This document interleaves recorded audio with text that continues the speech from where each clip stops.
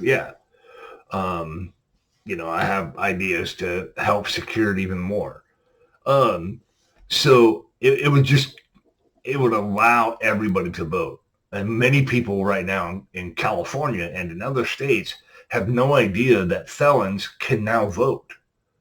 And it doesn't matter if you're on probation. It doesn't matter if you're on parole. It doesn't matter if you are out in the free world. You can vote.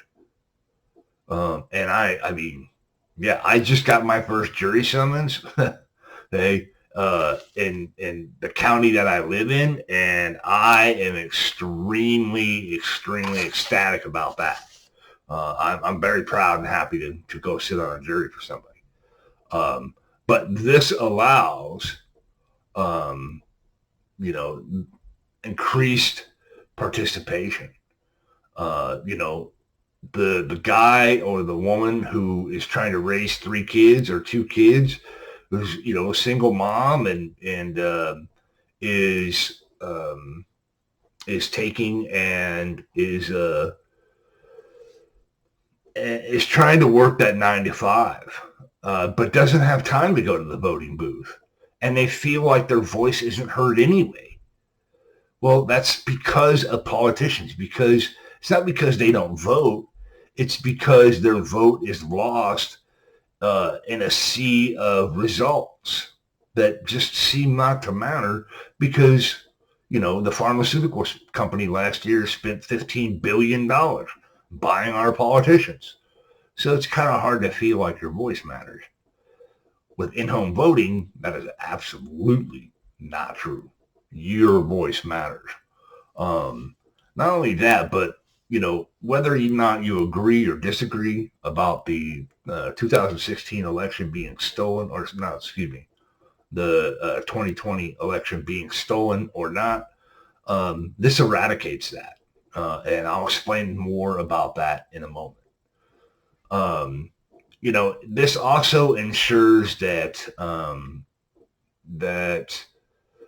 uh, technology advances in this area. We now have 5G, which many people are embracing. Many people are not embracing. I think we need to fall back to 4G, but that's just me. It's my opinion. I'm an American. I have a right to have one. So, but we now have the technology to bring this up. You know, uh, the technological advancements for this could be unreal. Um, yeah, and I think that to make this system work, I think we need to bring in activist groups like Anonymous, the hacker group. I mean, because if anybody's going to be able to crack into this, it's going to be them. I think they should help create this system, because they are about truth and justice, and they're, what I mean, then they already got the dirt on most people anyway. Um, I think that both white and black hat hackers, and computer science specialists need to come together and create this system. Make sure it's unhackable. Make sure that it cannot be tampered with. Make sure that no company has the code. Break up the source code and give it out to uh, 17 different groups and to create it and then have it verified for no bugs and no loops and nothing like that. So here is, I keep hearing about the security concerns. So here's my solution. You get groups like Anonymous, you get groups, or you get specialists that have studied the loopholes in security. You get all of these computer specialist people, and you have them design a system. Now, how do we secure that system?